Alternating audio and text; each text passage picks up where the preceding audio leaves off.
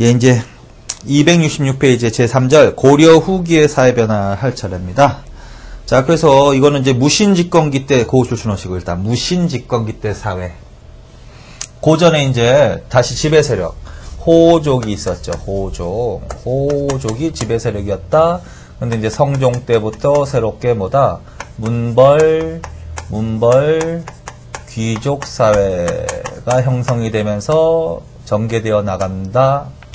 그리고 점차 문벌 귀족이 보수화된다라고 말씀드렸죠. 보수화되면서 왕의 측근 세력과 갈등을 빚는 거죠. 그래서 문벌 귀족 사회의 동요를 반영하는 두 사건이 이제 고려 인종 때 발생하는 거죠. 고려 인종 때. 그래서 이자겸의 난과 이자겸. 그거 정리해 놓으시라고 했죠. 이자겸의 난과 그다음에 묘청의 난. 고려 인종 때. 그리고 요거 고려 인종 때 이자겸의 난, 그다음에 묘청의 난, 그다음에 이제 어느 난은 확실하게 내용까지 묘청의 난은 내용까지 해서 개경파, 김부식을 중심으로 개경파하고 묘청, 정지상 등 서경파의 갈등 구조가 이제 이 난의 배경이다. 자, 그런데 그래서 이제 결국 이 두 난으로 이제 뭐다? 문벌 귀족 사회가 동요되기 시작했다라는 거죠. 동요됐다. 그리고 또 하나, 문벌 귀족은 문반 가문만으로 이루어져 있다. 문치주의 경향이 강하다. 점점 갈수록 문치주의 경향이 더욱더 강화되면서 무반에 대한 하국 군인에 대한 차별 대우가 심했다. 그래서 하국 군인들의 불만이 폭발했다. 그게 바로 뭐다? 의종 때 일어났던 무신난이다. 그래서 무신난 이렇게 해서 무신난 이렇게 정리해놓고 그냥 결국은 정치가 혼란해지니까 사회적으로 혼란해질 수밖에 없다라는 거죠. 그래서 이때 의종 때 무신난이 일어났죠. 그 다음에 이제 어느 때까지? 원종 때까지 바로 뭐야? 무신집권기라고 했죠. 무신집권기. 그래서 요 무신집권기 때 정치도 공부하셨죠? 그리고 크게 어떻게 나눠서 공부하라고? 세 개로 나눠서 공부하시라고 그랬죠? 자, 그래서 첫 번째 시기. 요 시기가 무인연합정치기, 그 다음에 요때가 최씨집권기, 그리고 요 두 시기를 잘 비교해서, 그 다음에 끝에는 이제 뭐다, 붕괴기 이렇게 되는 거죠. 아, 그리고 요 무신집권기 때 사회를 지금 공부하시는 거야. 자, 무신집권기 때, 그러니까 지금 순서대로 하고 있는 거야. 이자겸의 난, 묘청의 난, 이자겸 난 다음에 묘청의 난, 묘청의 난 다음에 무신난, 그리고 지금 이가 하는 내용들은 다 무신난 이후다. 자, 그리고 이제 내용을 정리합시다. 무신집권기 때라고, 원간석기 때가 아니라 무신집권기 때 하는 겁니다. 그래서 무신집권기 때 이후에 반무신난이 일어나더라는 거야. 반무신난. 일단 주셔놓고 반무신난. 그건 무슨 말이냐면 무신들이 권력을 장악하자 무신들에 의해서 권력을 빼앗긴 문신들. 그 문신들과 연결되어 있는 세력들이 반란을 일으켰다는 거지. 그래서 그걸 반무신난이라고 합니다. 하면서 세 개 줄 써놓으세요. 김보당의 난. 김보당의 난. 그래서 최초의 반무신난. 김보당의 난, 동북면 병마사, 이렇게. 자, 그 다음에 서경유수 조이총의 난. 줄 쳐놓으세요. 서경유수 조이총의 난. 어디서 일어났다? 서경. 평양에서 일어났다. 그래서 조이총의 난. 근데 이 난에는요, 농민들도 가담을 해. 그래서 가장 최대의 반무신난으로 확대되는 거야. 그래서 이 조이총의 난은 서북지방에서 일어난 밀란의 성격도 띠고 있다. 이렇게 알아주시면 돼. 그 다음에 승려들도 반란을 일으켰어. 자, 승려들. 자, 귀법사 승려의 난. 이렇게. 귀법사 승려의 난. 그런데, 그렇게만 알지 말고, 자, 귀법사는 어디에 있냐면 개경에 있거든. 그래서 개경 승려의 난. 이렇게. 그런데 이때 가담한, 반란에 가담한 승려들은요, 반드시 교종계열이라고 반드시 그 동그라미 쳐놓으세요. 교종계열 승려의 난이라고 해야 돼. 반드시. 그래서 그거는 이제 통일신라시대 때 하셨죠. 통일신라시대 때 두 개의 종파, 교종과 선종이 있다. 근데 이 교종은 중대에 유행했다. 그리고 이 교종은 귀족 중심의 종교란 말이야. 그래서 이 교종이 누구와 연결되어 있었다? 그 전에 문벌 귀족과 연결되어 있었다라는 거죠. 문신들과. 그래서 당연히 교종계열 승려들이 반란을 일으켜야지 이걸 싹 바꿔서 낸다. 뭘로? 선종계열로. 그럼 무조건 틀리는 겁니다. 자, 그래서 그렇게 기억하세요. 그래서 김보당의 난, 조이총의 난, 기법사 승려의 난, 개경 승려의 난, 교종계열 승려의 난이 일어나기도 했습니다. 그래서 그거 하나 정리해 놓으시고. 그 다음에 무슨 일이 있었냐. 점차 갈수록, 물론 그 전부터 그런 현상이 있었을 거예요, 분명히. 농민, 천민들이 살기가 점점 어려워졌단 말이죠. 그래서 농민, 천민들이 살기가 어려워졌다라는 거지. 그래서 농민, 천민, 봉기가 일어나는 시대다. 그래서 농민, 천민, 봉기. 보통 이거를 정부에서는 밀란이라고 하는 거죠. 그래서 밀란이 발생하는 시기다. 어느 때 하고 있습니다, 지금? 무신 집권기 때라고 해야 돼. 지금 무신 집권기 때. 그래서 농민, 천민의 봉기. 농민, 천민의 봉기는 어느 지역에서부터 먼저 일어난다? 서북지방에서. 서북지방에서 처음 발생한다. 그게 바로 대표적인 게 바로 이거야. 조이총의 난. 아까 말씀드렸죠? 조이총의 난은 무신정권에 반발한 최대의 반무신난인데 서경에서 일어났다고. 거기가 평양이라고. 그리고 서북지방이라고 한단 말이야. 그런데 여기에는 농민들도 가담했다 그랬죠, 아까. 그래서 농민운동의 성격을 띄었다, 이렇게. 그래서 최대의 반무신난, 요게 바로 농민천민 최초로 일어난 서북지방에서 봉기. 그래서 서북지방에서 봉기가 시작되어서 삼남지방으로 확대되어 간다. 남부지방. 그리고 이제 밀란은 이제 여기가 집중적으로 많이, 삼남지방에서 이제 집중적으로 많이 일어나는 거지. 그러면서 이제 구체적인 거 보세요. 구체적인 거. 자, 그래서 첫째, 뭐다? 공주 명학소의 난. 남부지방. 공주 명학소의 난. 공주 명학소의 난. 그거 기억하시고. 공주 명학소의 난이다.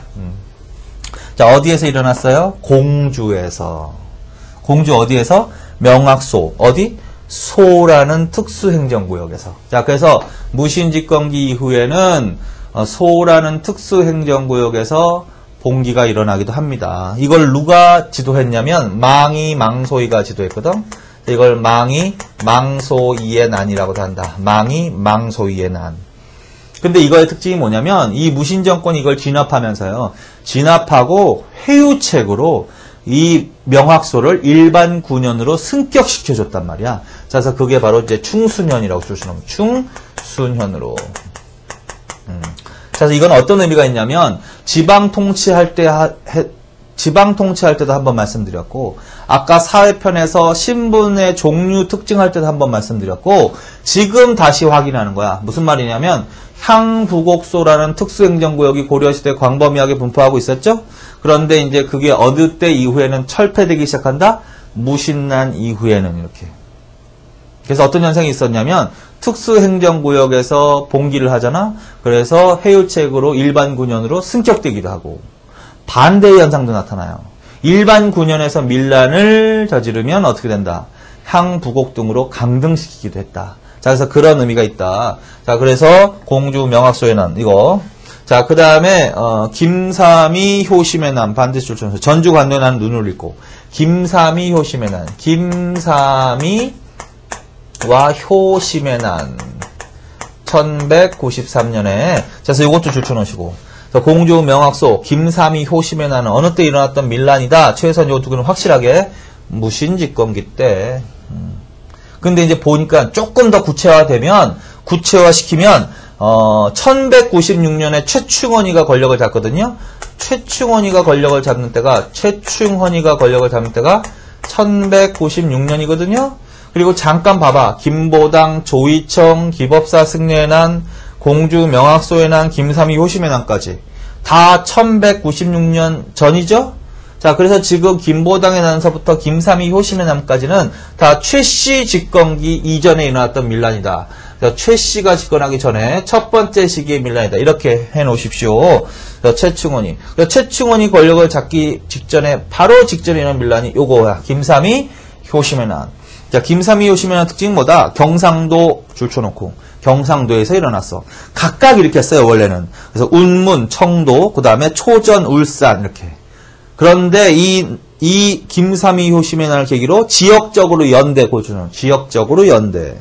그래서 이제 경상도 전역으로 확대된다. 그거 줄쳐놓고. 그 다음에 특이하지? 어느 나라 부흥을 표방하면서 밀란을 일으켰다. 신라부흥. 그거 줄쳐놓으시면 돼. 신라부흥. 그래서 무신집권기 때 밀란의 특징은 뭐다? 하층민들이 봉기를 하는데 삼국 부활을 목적으로 밀란이 일어나기도 했습니다. 맞습니다. 그리고 신라 부흥을 표방했던 대표적인 밀란이 뭐다? 김삼이, 효심의 난. 그래서 그 정도의 특징을 기억하세요. 그리고 최충원이 권력을 그 다음에 잡는 거야. 자, 그 다음에 이제 뭐가 나온다? 만적의 난도 줄쳐놓으세요. 만적의 난. 1198년이죠? 그 위에다가 최충원 1196년 그걸 써놓으세요. 그래서 최충원이 권력을 잡지. 최충원이 권력을 잡는 게 1196년이다. 바로 직전에 일어났던 밀란이 뭐다? 김삼이 효심의 난. 그 다음에 바로 직후에 일어났던 밀란. 그게 바로 만적의 난까지는. 그래서 최소한 지금 요 3개 정도는 머릿속에 특히 기억하세요. 만적의 난까지. 자, 그래서 최충원 집권 전후로 해서 공조 명확소, 김삼이 효심, 그 다음에 뭐 만적의 난. 이거 어느 때로 가야 된다? 무신 집권기 때 밀란입니다. 그거 기억하시고. 자, 만적의 난도 또 예로 아주 잘 나오는 거야. 자, 최충원의 산업이 줄쳐놓고, 개경 줄쳐놓고. 이 사람이 최충원의 산업이었는데, 개경에서 공사노비를 모아놓고, 이제 얘기를 한 거야, 이 사람이. 자, 어떻게 얘기를 했다? B번. 무신난. 그 연필로 줄 쳐놓으세요. 이 사람이 한 말. 무신난 이후 모두 공경대부가 천의에서 나왔다. 어찌 장군이나 재상의 시가 따로 있는가? 때가 오면 우리도 공경대부를 할 수 있다. 그 줄 쳐놓으시면 돼. 요렇게 사료지문이 나올 수도 있는 거야. 그래서 다음과 같은 걸 표방하면서 밀란이 봉기했다. 이 시기의 상황으로 맞는 것은 아마 뭘 말한다? 만적의 난을 말하는 거니까 무신 집권기 때를 말한다. 최충원 집권 바로 직후다. 이렇게. 그리고 핵심은 C야. 이게 무슨 말이냐면요. 지금 이 무신집권기로 가면 사회가 안정이 될까? 혼란과 동요가 더 심해질까? 당연히 혼란과 동요가 더 심해질 수밖에. 왜? 지배 세력이 교체되는 격변이 일어났는데 당연히 사회가 안정될 수가 없어요. 그래서 무신집권기 때의 사회는 어쨌든 고려 후기로 가면서는 사회가 어떻게 혼란, 신분제. 그럼 신분제도 결국은 혼란하고 동요되고 사회가 혼란해지는 시대야. 그리고 이제 만적이 한 얘기가 뭐야? 무신난 이후에 지배자들을 보니까, 권력자들을 보니까 모두 신분이 그렇게 좋지 않더라는 거죠. 그 전에 문벌귀족에 비해서 별로 안 좋은 애들이 문반이 중시되는 사회였는데 무반이 하고 군인들이 권력을 잡았죠. 심지어는 천민 출신 지배자도 나오지? 누구였지? 이의민이 대표적이지. 결국은 천한 가문에서 나왔다라는 거야. 근데 자기는 어떻게? 권력자들은 하늘에서 뚝 떨어지는 건 줄 알았다고. 씨가 따로 있는 줄 알았다고. 그런데 씨가 따로 없더라는 거야. 자기가 보니까. 결국은 누가 권력자가 된다라는 거야. 힘으로 권력을 잡으면 권력자가 될 수 있다. 이런 식의 얘기야. 자, 그래서 씨가 따로 있다 없다? 없다. 그래서 이런 내용이 나오면 빨리 누가 얘기한 말이다? 만적이 얘기한 거다. 그럼 어디로 가야 된다? 무신 집권기. 더 구체적으로는 최충원 집권 후 이렇게. 그래서 최씨 집권기 때 밀란이 사라졌다. 거짓말이라고. 최씨 집권기 때 이후에는 밀란이 좀 진정되는 현상이 있지만 계속 여전히 진행되었다. 이런 식으로 가시면 된다. 그럼 결국은 뭐다? 최대의 신분 상승을 표방했다는 거야. 그래서 이 무신난 이후에는 무신집권기 때는 전체적으로 신분제가 동요되고 혼란된다. 하층민, 천민들의 무슨 욕구가 커진다? 하층, 천민들의 무슨 욕구? 신분 상승 욕구가 커지는 거야. 신분 상승 욕구가 커진다. 그래서 신분 상승을 목적으로 하는 밀란이 발생하기도 한다. 그러면 맞는 거죠. 대표적인 밀란은 뭐를 들 수 있다. 이런 특징에. 대표적인 밀란이 뭐가 될 수 있다. 그게 바로 뭐다? 만적의 난이다. 그거 알아주십시오. 밀란은 보통은 농민들이 일으키는 거죠. 농민들은 이 당시에 생활이 어려워. 공피패 당연히. 관리들의 수탈, 불법적인 토지 겸병이 확대되면서 이거는 어느 시대나 가장 기본적으로 들어가는 거야. 그래서 농민, 천민, 봉기가 일어났는데 이 배경이 뭐냐라는 거야. 생활이 어렵다. 그래서 그것 때문에 관리들의 수탈, 불법적인 토지 겸병 이것 때문에 일어나는 밀란도 있고 그 다음에 신분 상승 욕구가 커지면서 신분 상승을 추구한 밀란도 있다. 그리고 또 하나 한다면 삼국 부활을 목표로, 맞지? 삼국 부활, 부흥, 다시 세우는 부흥을 목표로 밀란이 발생하기도 하였습니다. 맞죠? 대표적인 밀란이 뭐야 그럼? 삼국 부활을 목표로. 그게 바로 뭐다? 김삼이 효심의 난이라고 볼 수 있는 거죠. 어느 나라를 표방해서? 신라 이런 식으로. 자, 그래서 요 정도, 최소한 요 정도는 무신집권기 때 있었던 밀란이라는 건 반드시 알아놔야 돼. 자, 그래서 그 정도를 정리해놓고 나머지는 읽으세요.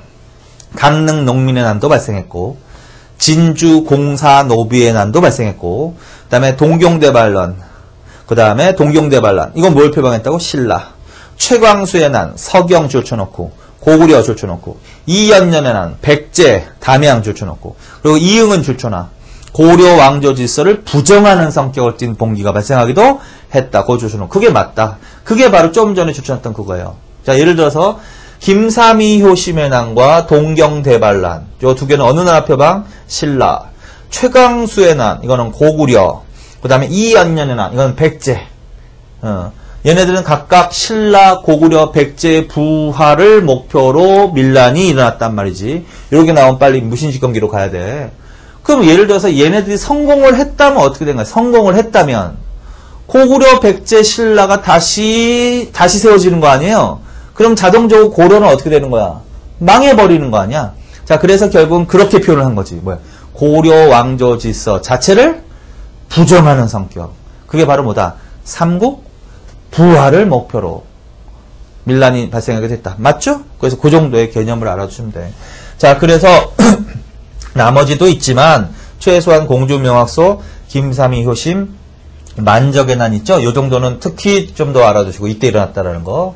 그 이 당시에 일어났던 농민청민의 봉기를 보니까 대충 어떻게 신분 상승 욕구를 반영해서 신분 상승을 추구한 거, 농민들의 생활이 어려워져서 일어난 거, 삼국 부활을 목표로, 그건 물론 명분으로 세웠겠지. 그런 밀란도 존재했다. 이런 식으로 정리하시면 돼. 자, 그래서 어느 시대나 밀란은 하나가 나올 주제가 있으니까 요거는 반드시 정리해 놓으세요. 어느 때 지금 하셨습니다. 무신 집권기 때. 자, 그래서 그렇게 정리해 놓으시면 된다. 자, 그 다음에 이제 몽골의 침입, 그거 줄쳐놓으시고, 그거 그냥 한 번만 읽으면 될 것 같아. 몽골의 침입이 어느 때야, 몽골의 침입이? 요 때죠? 고종에서 원종까지. 고종에서 원종 때까지. 이때 몽골이 침입해오는 때죠? 그래서 그때 이제 백성들의 생활이 어렵고 사회가 굉장히 혼란했다. 그걸 얘기를 하는 거거든? 근데 이제 이때, 어쨌든 이것도 무신집권기 아니에요. 그래서 무신집권기 사회를 물어볼 때 그 몽골의 침입과 관련돼 있는 그런 사료 지문이 나올 수 있다.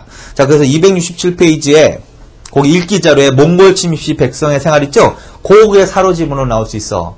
그리고 그걸 두고서 이 당시에 사회 내지는 정치, 경제, 사회 이렇게 물어볼 수 있는 거죠.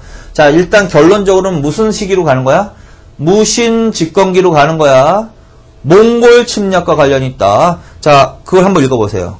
물론 그때는 고종 42년 이렇게는 안 나와.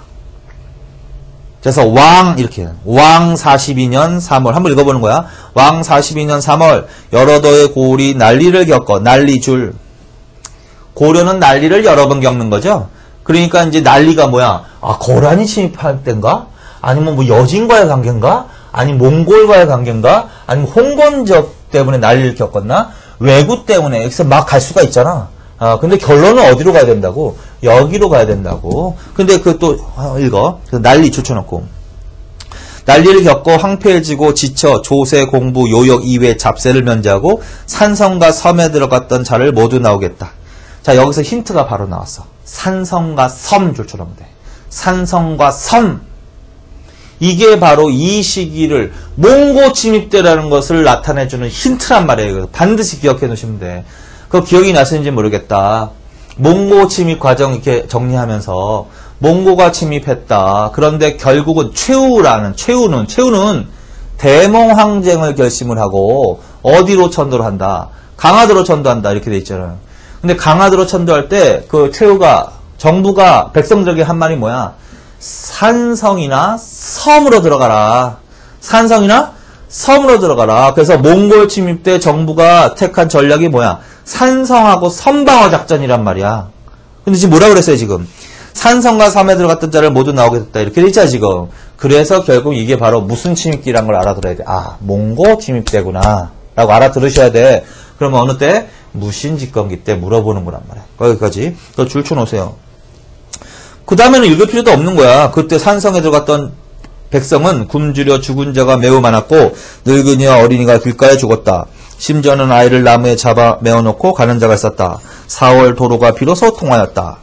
병난과 흉년이 든 이래로 패골이 들을 덮었고 포로가 되었다가 도망하여 그것도 줄쳐놓고 그거 하면 저 생각을 하면 돼. 삼별초에서 몽고의 포로로 잡혀갔다 돌아온 사람을 중심으로 신의 군이 구성되었다. 이렇게 서울로 들어오는 백성이 줄을 이었다. 도병마사가 날마다 쌀 한 대씩을 주어 구제하였으니 쓰나 죽는 자를 헤아릴 수가 없었다. 이렇게 기록이 있단 말이에요.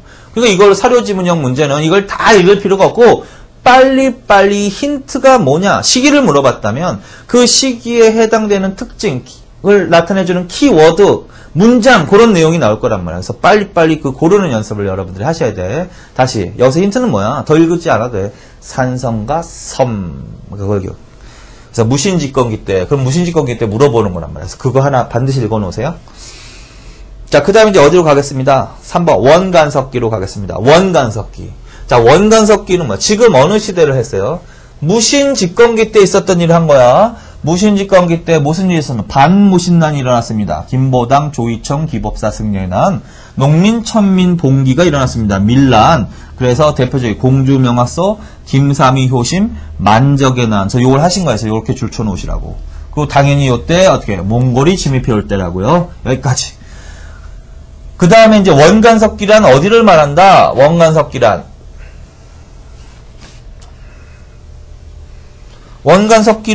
원종 때 무신정권이 완전히 몰라 그랬죠?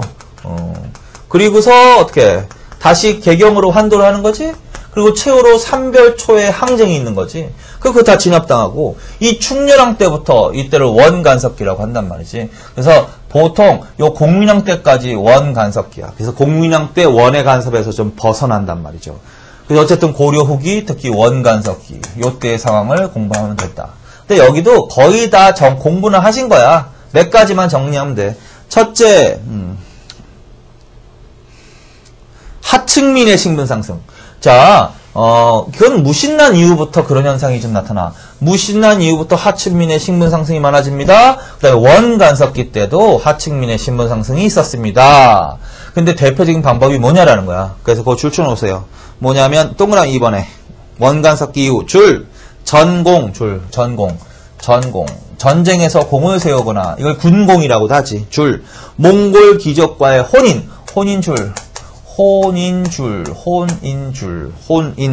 그 다음에 몽고로 몽고로를 잘해서 출세하는 자들이 나타나는 시기다. 그래서 요게 바로 뭐다? 고려 후기의 대표적인 신분 상승의 방법이에요. 그래서 전공, 몽골 귀족과의 혼인, 몽고로로 출세하는. 그리고 얘네들이 결국은 권문세족이 될 수도 있는 거지, 그렇지? 자, 그래서 그거 거기에 몇 년 전에 서울시 문제에서 고려 후기의 신분 상승의 방법을 모두 고르시오 이렇게 나온 적이 있거든요. 박스 안에다가 기억, 니은, 디귿을 해놓고 그다음에 아닌 걸로 들어간 게 이런 거야. 옆에다 써놓으세요. 납속책, 그다음에 공명첩. 그다음에 족보, 매매, 위조. 족보, 매매 또는 위조. 요 세 개. 그래서 납속책, 공명첩, 족보. 요것도요. 요것도 신분 상승의 방법인데 요거는 고려 후기 하면 안 되고 거기다 이렇게 써놓으세요. 조선 후기라고. 그래서 조선 후기의 대표적인 신분 상승 방법이야 이거는. 납속책, 공명첩, 족보. 자, 이렇게 해놓고. 자, 그 다음에 원간석기의 지배세력 하나 반드시 정리해놔야지. 원간석 지배세력. 뭐다? 권문, 세족이라고 한다. 그리고 사료지문이 유일하게 우리 교재에서 2번씩 나온 게 이거야. 그래서 정치편에서도 읽었었는데, 다시 한번 복습합니다. 자, 한번 읽어보세요, 맨 처음에. 이제부터 만약 종친으로서, 종친, 같은 성의 장가, 황제의 명령을 위배한 자로서 처리할 것이니, 이렇게 돼 있잖아요, 지금. 그래서 지금 이거는 왕이 내린 교서란 말이야. 왕이 내린 교서 어느 왕 때 내렸습니다. 충선왕을 물어보는 작년의 시험 문제야. 이 교서 주고 이 왕 때에 있었던 일 이렇게 물어본 적이 있단 말이야. 그럼 어느 왕 물어보는 거야? 충선왕 물어보는 거예요. 그리고 답을 뭐라고 했냐면 각연법을 실시하였습니다가 답이야. 각연법이 뭐야? 소금의 전매제. 그래서 충선왕이 내린 교서야. 그래서 이걸 통해서 알 수 있는 사실은 원간섭기에도 여전히 왕실내에서도 아까 혼인제도에서도 하셨잖아요. 원간섭기 때에도 여전히 왕실내에서 동성혼이 행해졌다. 이렇게. 동성혼이 행해졌다. 맞지? 그거를 어떻게 하는 거야? 왕실내에서 동성혼을 하지 말라는 거야? 장려하는 거야? 금지하는 명령이라는 거지. 그래서 동성혼을 금지하는 내용입니다. 이게. 그럼 뭐 혼자 살아라? 그건 아니잖아요. 누구하고 혼인하라고 그 다음에 나와 있어. 마땅히 여러 대를 내려오면서 제상을 지낸 집안. 제상을 지낸 집안 줄. 제상을 지낸 집안의 딸을 취하여 부인을 맞아라. 이렇게 돼 있잖아 지금. 그래서 왕실과 혼인할 수 있는 가문을 나열해 놓은 거야. 왕실과 혼인했어. 그래서 제상을 지낸 집안을 네 글자로 뭐라 그런다? 제상 지종 가문이라고 했단 말이야. 제상 지종. 그리고 그 가문들을 물어본단 말이죠. 그 가문이 곧 뭐야 이 시기에 지배 세력. 검문 세족을 말한다. 그래서 제상 지종이란 무슨 뜻이라고요? 여러 대를 내려오면서 재상을 배출한 집안. 왕실과 혼인할 수 있는 가문. 그러면서 쭉 나열해놨죠? 그래서 뭐에다 줄 쳐넣었어요 그때? 해주채 씨 줄 또 똑같은 거. 그다음에 파평윤 씨 줄. 그다음에 평양조 씨 줄. 자, 해주채 씨하고 파평윤 씨는 어디서도 봤다 그랬어. 문벌귀족 가문에서도 봤다 그랬잖아. 그래서 그것만 보면 문벌귀족을 물어보는 것으로 착각하기 쉽단 말이죠. 그런데 여기에는 그 전기 문벌귀족 가문도 포함되어 있지만 그 외에 다른 가문이 포함되어 있단 말이야. 그거는 대략 이렇게 정리하라고 그랬지. 무신난 이후 새로 성장한 무인 가문, 그 다음에 원과의 관계에서 성장한 친원 가문 이렇게. 그리고 친원 가문의 대표적인 그 몽골어로 출세한 사람이 바로 조인규라는 사람인데 그 사람이 평양조씨란 말이야. 그래서 평양조씨 동그라미 주신 이유가 평양조씨가 들어가서 문제를 물어봤다. 그럼 뭐다? 검문 세족을 물어보는 것이다. 그래서 그거 기억하시라고요. 계속. 자, 그래서 이 사료 지문은 원간섭기 때 물어보는 문제가 나올 수도 있고 구체적으로 충선왕 때 물어보는 문제가 나올 수도 있고 그 다음에 왕실 내에서 동성혼이 여전하였다라는 것을 물어보는 문제가 나올 수도 있고 그 다음에 누구 물어보는? 검문 세족을 물어보는 문제가 나올 수도 있다. 그건 거지. 생각하면 되는 거지. 이거 외우는 게 아니라. 그리고 검문 세족은 정치편에서 하셨죠? 그래서 정리해 놓으시라고요. 검문 세족은 어떤 가문을 이루어져 있다? 머릿속으로 한 번만 합시다. 전기 문벌 가문, 문반 가문, 플러스 무반 가문, 플러스 친원 가문. 얘네들 뭐라고 줄여? 네 글자로. 재상 지종 가문. 왕실과 혼인할 수 있는 가문. 얘네들은 주로 어떤 식으로 정치에 진출한다? 주로 음서를 이용한다. 그래서 얘네들도 전기의 문벌귀족과 비슷하게 신분을 중시하는 귀족적 성격이 강한 지배 세력이다. 그리고 이 당시에 정치 권력을 독점했겠죠. 이때 최고, 검문세족을 주고 최고관청하면 뭐가 나와야 돼? 도평의사사가 나와야 된단 말이야. 도평의사사 이렇게. 중앙정치는 이성육부 이러면 될까? 이때? 아니라고 그랬죠. 일부 사사 이런 식으로 나와야 된단 말이지. 그 다음에 경제적 기반은 뭐야? 지방의 대규모 농장을 갖고 있다. 그래서 농장을 소유한 대지주층. 그걸 불법적으로 뭐 확대시켜 나가는 거 아니야? 불법적인 겸병, 탈정, 심지어는 사패 위조 해가지고. 자, 그래서 백성들의 생활이 어려워지는 거지. 그래서 농장을 소유한 대지주층. 그 다음에 문화적인 소양은 조금 부족하다. 유교적 소양, 문화적인 소양은 부족하다. 그 다음에 반면에 친불교적 이렇게. 그 다음에 대정책으로 가면 얘네들은 당연히 친원정책이겠지. 당연히 친원정책. 그 다음에 얘네들은 당연히 이 시대 기득권 보수 세력, 개혁의 반발. 그래서 충렬왕, 충선왕, 공민왕 때 여러 개혁 정치는 뭐야? 이들의 반발로 실패하는 거지. 실패. 그러다가 얘네들이 어느 때 권력을 잃죠? 우왕 때 위화도 회군으로 권력을 상실하지. 그 다음부터 이제 누가 권력을 잡아? 사대부 이렇게. 그래서 권문세적 하나 정리해 놓으십시오. 그 다음에 지배 세력은 아니지만 우왕 때 이후에 4대부도 당연히 정리해 놓으세요. 그래서 권문세적과 4대부 이렇게. 자, 거기까지. 자, 그 다음에 이제 또 넘기시고 또 뭐 간략간략하게 또 뭐가 있나? 원과의 문물교류. 그것도 추천하세요. 원과의 문물교류. 동그라미 1번. 몽고풍과 고려양. 당연히 이때는 원간석기라서 원과의 문물교류가 있을 거 아니에요. 그래서 고려에서 유행한 몽고의 풍습을 뭐라고 그런다? 몽고풍.